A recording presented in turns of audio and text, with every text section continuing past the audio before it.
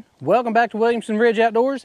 Today we're taking a look at our Echo CS 590 once again. I just want to do this video today just to kind of show that the 590 is definitely a capable saw and can run this 24-inch bar without any problem. I've got a huge piece of red oak here and we're going to be sawing through this, and I've actually got a whole bunch of this to cut up. There's actually back here in the back, there's some bigger logs than what this one is. This log is right at 24 inches. It's actually maybe a little bit more than that on the oblong side of it. On the narrow side, it's right at 24. Should be a pretty good little workout for this saw. I've been impressed with this thing. If you're every day using this, you might want to go to the next step up to run a 24-inch bar all the time.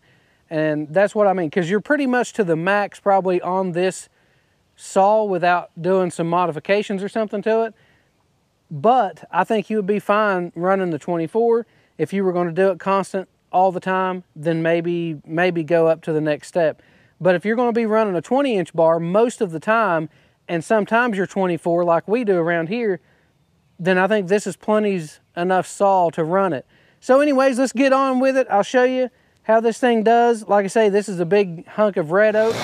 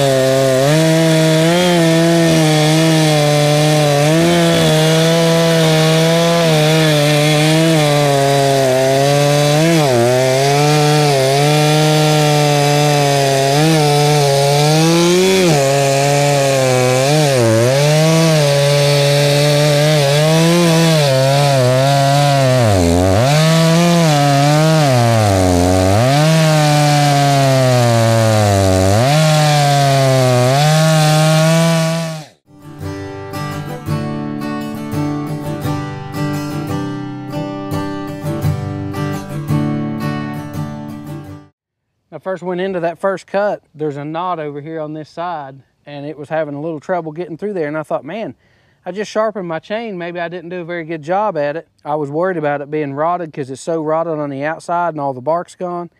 But the inside of this thing is solid. I am pleased with it.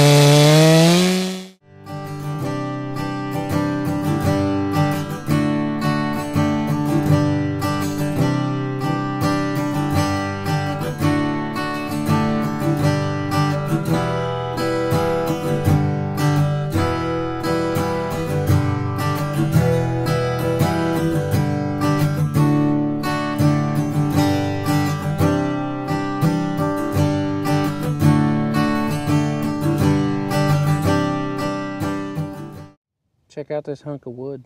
It's still wet on the inside. That's some pretty nice looking red oak right there.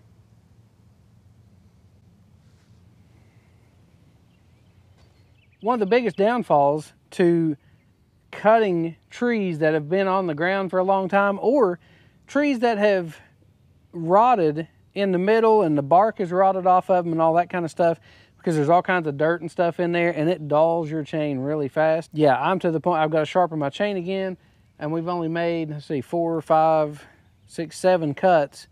But out of those 7 cuts, this is a huge tree. So I'm going to get a lot of firewood, actually 8 cuts. I'm going to get a lot of firewood out of those 8 cuts. So it's worth it to me to dull the chain a few times, sharpen it a few times. And on that first one over there, leave it up to a video to run into trouble. That first cut looked like that the saw was actually having a little trouble. It was having a little trouble getting in there. And then like once it got past that one point, then it kind of just took off and was doing pretty good, but it felt like that the chain was a little bit dull. I must have hit something. There must have been a nail or something, or a bullet or something in that tree, because whenever I went ahead and stopped, the cut was still straight, but it just was hard to cut through it. But I went ahead and stopped, looked at my chain, and all the tips had been knocked off. So there must have been a piece of metal in there, something that it hit, and I kind of just, you know, pushed it through there. It got through it, and it still had enough of the edges to kind of still cut, but just not really well. So I went ahead and resharpened the chain again, made the rest of my cuts with it, and it done much, much better. But you know, like I was saying before, this saw has no problem cutting through this kind of stuff. This is not rotted out red oak. It's actually really solid through the middle. It's just rotted on the outsides. The outsides dulls the chain faster. So even though the inside's good, when you go through that stuff on the outside, then it just that little bit is enough to dull your chain. But anyways, guys, I just wanted to do this video today just to kind of show you the capabilities. If you need to cut something and use a 24-inch bar and you're worried about your CS590 not running a 24-inch bar, there's no worries. I've cut a lot of stuff using the 24-inch bar, and every time I get into trees this big, I always switch to that. It just makes it a lot easier, because like this tree here is past the length of the bar, but if you notice the first cut, I rocked the saw way up and cut on this front side. That way, as I moved down, it actually was cutting the full length of the tree. So when I got down to the ground, it would actually separate, because my bar would actually reach across where I had already cut that front side cut. I didn't want to make this video very long today. Just wanted to kind of take the time to show real quick how capable this saw is. Also, down below in the comments, leave me a comment and let me know what kind of saw you run, what size bar you run, what's your main purpose. Are you kind of like me and you're just using it around the farm, using it for, you know, residential use? Or are you a commercial arborist where you're actually out there using it every day under commercial conditions? So I'm gonna have to wrap this video up. I can hear the thunder behind me in the background. They're calling for thunder showers and stuff this evening. In fact, they were calling for them all day, and I have managed to dodge the rain and all that kind of stuff today, but I can hear it in the background coming in. If y'all enjoy videos like this or just want to follow along with the things going on around the farm, we've got our hay season coming up, so we're going to be baling hay. We've got a new baler, so everything should go smooth there. Make sure to hit that thumbs up button, subscribe. When you do, make sure you click that little bell icon so you'll get notifications whenever I upload new videos. Share this video with everybody you know, and thanks for watching.